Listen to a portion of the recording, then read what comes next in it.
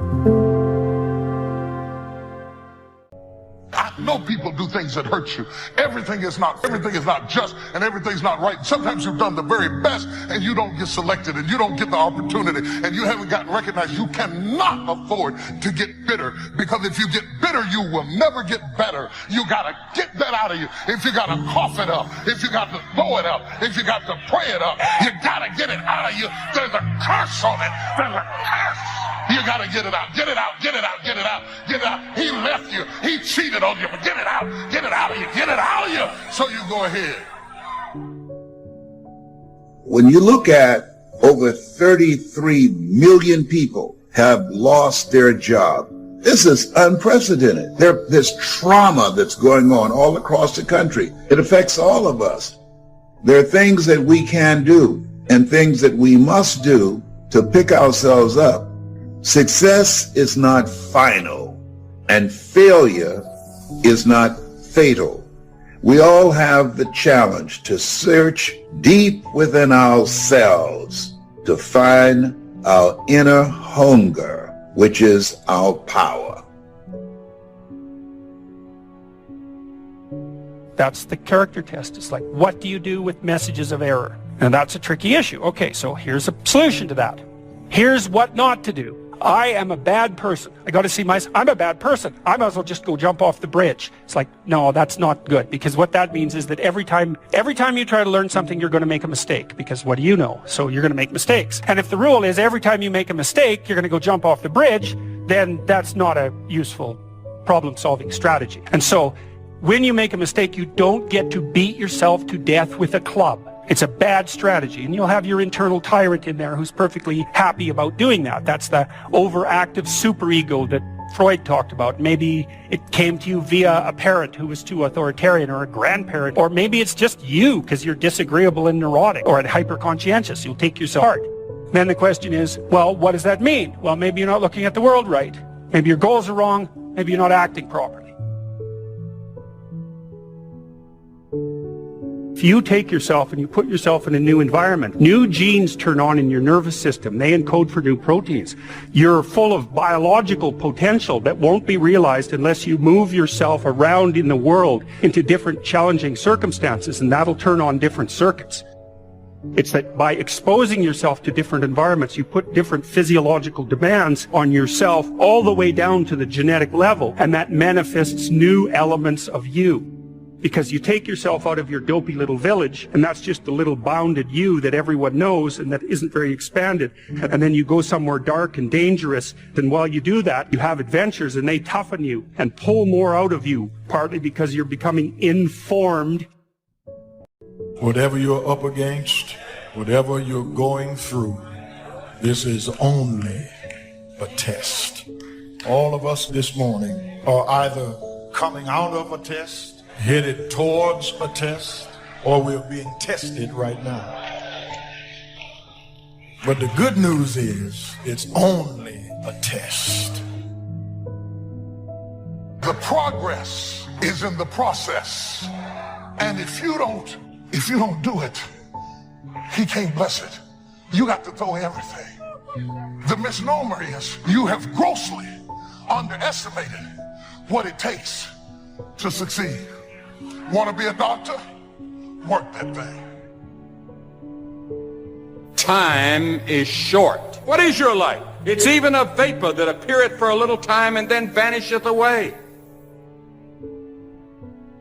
The saddest thing I have ever seen is a wasted opportunity. I've seen people misunderstand the opportunity, pollute it with arrogance or self-aggrandizement, and lose the opportunity. You may not understand why it's taken so long, why it hasn't turned out the way you thought, why you're in a lonely season. But everything you've been through was to strengthen you, to develop you, to prepare you. God wouldn't have allowed it if it wasn't part of the process. Without it, you couldn't give birth to what's in you. Keep passing the test. Keep doing the right thing, then your time is coming. Your baby is on the way. What God promised, he will bring to pass. Listen to me. You have been given an opportunity. You have been given an opportunity of a lifetime. And if you think you're going to blow up, if you think you're going to get to the next level by luck, you got another thing coming. You're not going to go through life and get everything you want all the time. And you need to learn to be happy anyway. You need to trust God. If that's what God wants you to get, then He'll get it to you. And if it's not coming to you right now, then just be a happy camper anyway. Opportunity comes in chaos. A chance to stand up. A chance to get it right. A chance to make a U-turn. It may not be for everybody. It is how you perceive the chaos, whether you determine it to be opposition or opportunity. The process, the little steps that make a mile, it is not the destination. It is the things you learn along the way.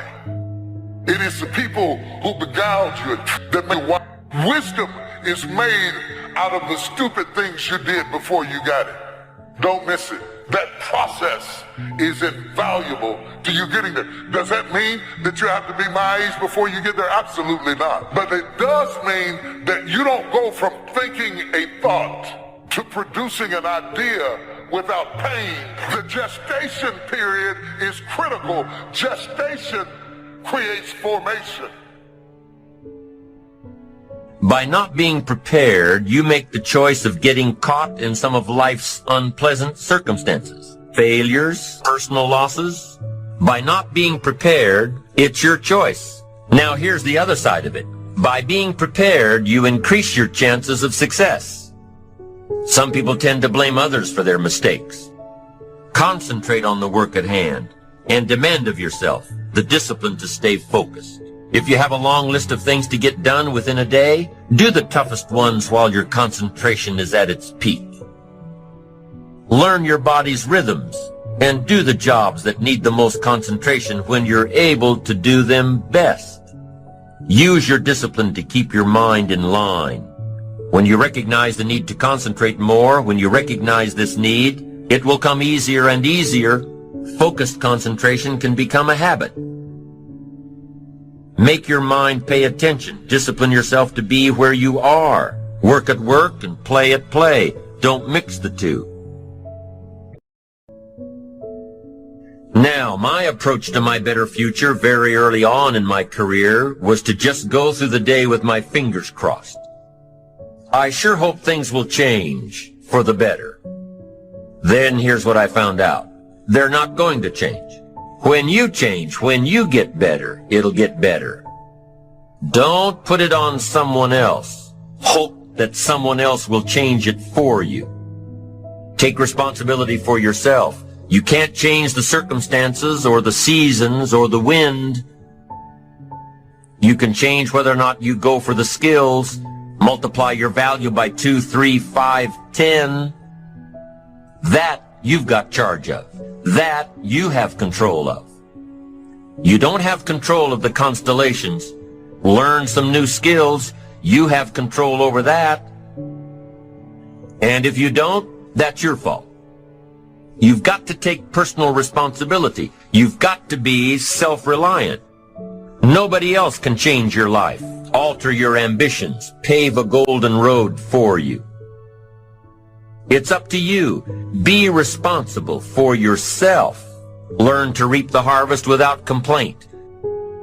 Take full responsibility for everything you do. Be responsible to yourself. It's your crop.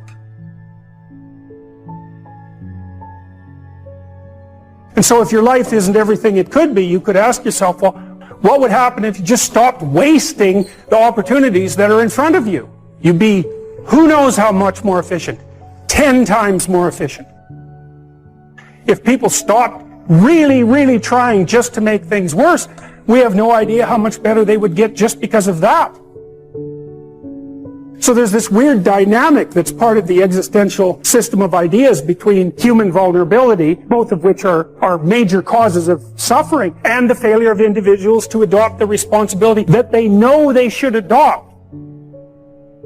People have a conscience. It's this feeling or voice you have in your head just before you do something that you know is stupid, telling you that probably you shouldn't do that stupid thing. But you go ahead and do it anyways, and then, of course, exactly what the conscience told you was going to happen inevitably happens, so that you feel even stupider about it than you would if it happened by accident. I knew this was going to happen, and I went and did it anyways. And the funny thing, too, is that conscience operates within people, and we really don't understand what the hell that is.